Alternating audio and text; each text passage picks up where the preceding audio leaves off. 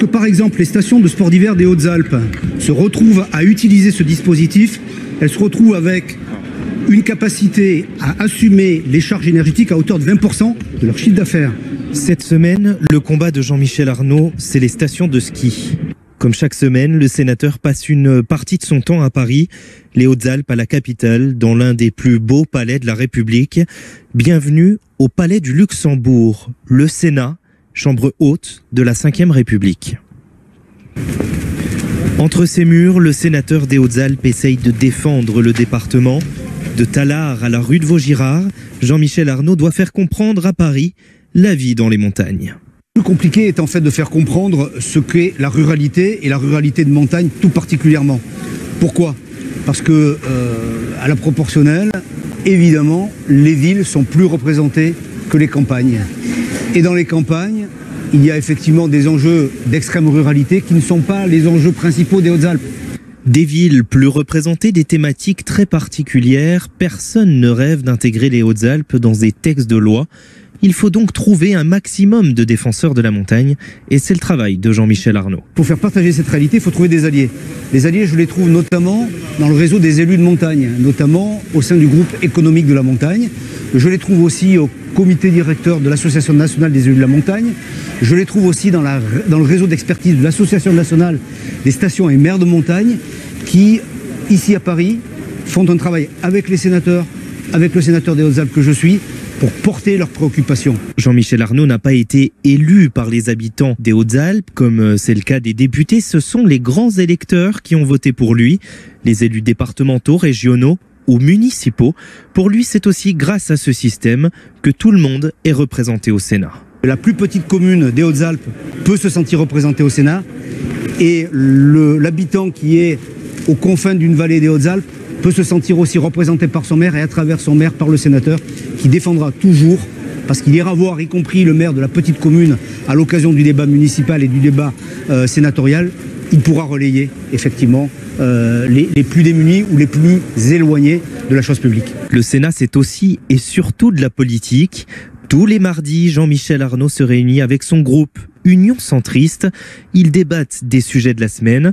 Même si le sénateur reste un homme éminemment politique, ça ne freine en rien son combat pour les Hautes-Alpes, d'après lui. Franchement, chaque fois que j'ai posé avec un argument et avec un travail de diagnostic et de réflexion en amont très travaillé, finalement, c'est moins l'homme qui incarne le projet que la force du projet et la manière dont il a préparé ce projet qui emmène l'adhésion. Et quand on a un projet qui est bien préparé, une orientation qui est bien structurée en amont, on suscite et on amène l'adhésion. Et je n'ai jamais été mis en défaut de solidarité du groupe auquel j'appartiens. Contrôler le gouvernement, c'est une des missions majeures pour Jean-Michel Arnaud, grâce notamment aux questions au gouvernement. Elles se jouent dans l'hémicycle chaque semaine, l'endroit le plus connu du Sénat. On pose son blouson, comme à l'école, et on y va.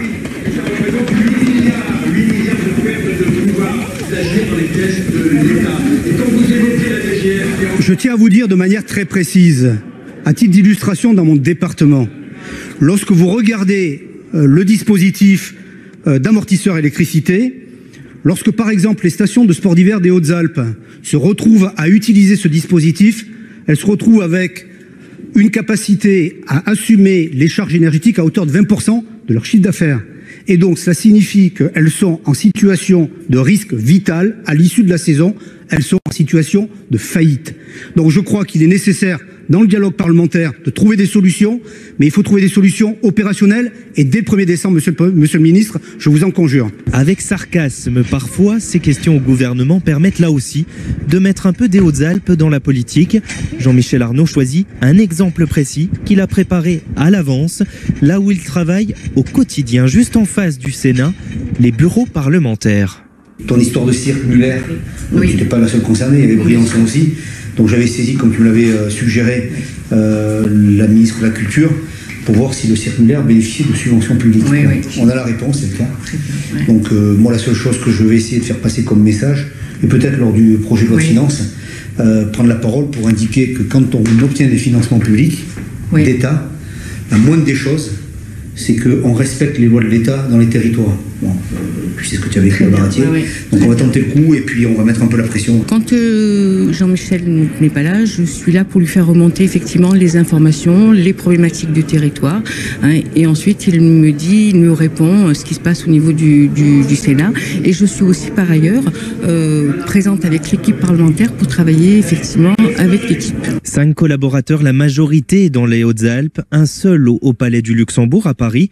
Johan s'assure que le département soit bien mis en valeur dans les textes votés. Il assure la continuité à Paris quand Jean-Michel Arnaud n'y est pas. Vous êtes demain matin au Congrès, oui. Ensuite l'après-midi vous avez les questions d'actualité au gouvernement, oui. Et ensuite on fera un point sur le projet de loi de finances. Le cœur de mes missions, c'est vraiment d'assurer les tâches parlementaires qui se passent à Paris, donc en particulier le suivi des dossiers législatifs, tout ce qui a trait au contrôle du gouvernement et à l'évaluation des politiques publiques. Donc je vois le sénateur 2 à 3 jours par semaine, et lorsqu'il n'est pas là, j'assure la poursuite des dossiers à Paris. Ça, c'est ma première mission. Et la deuxième mission, car c'est à la demande du sénateur Arnaud, c'est de créer une vraie synergie avec le territoire. En venant des Hautes-Alpes, c'est un peu plus facile, vous me direz, mais c'est d'avoir un lien permanent, que ce soit avec le sénateur, la sénatrice suppléante ou avec les maires, pour que ce qu'on traite ici à Paris corresponde aux attentes du terrain. À 600 km de Gap, le Palais du Luxembourg ne laisse personne indifférent, même pas les 348 sénateurs. C'est entre les dorures, le trône de Napoléon et la Constitution, la vraie, l'authentique de 1958, que le sort des Hautes-Alpes se joue au quotidien. Je vis en fait ma présence ici au Sénat avec beaucoup d'humilité. On n'est que de passage. Ce bâtiment est chargé d'histoire. Mais l'important, ce n'est pas qu'un bâtiment soit chargé d'histoire, c'est qu'à sa juste et humble échelle, on fasse un peu l'histoire de son département en portant l'image, les dossiers, une certaine vision du département ici à Paris, et que même si le département des Hautes-Alpes est éloigné de Paris, cette voix des Hauts-Alpins puisse être entendue ici et portée, parce que l'objectif c'est pas simplement de parler, mais c'est d'être influent et d'être efficace au service du département. Dans ce lieu historique, le symbole du Sénat se trouve encore sur le mobilier, le miroir de la clairvoyance enroulé d'un serpent qui symbolise la prudence. En clair, défendre les Hautes-Alpes avec discernement et prudence.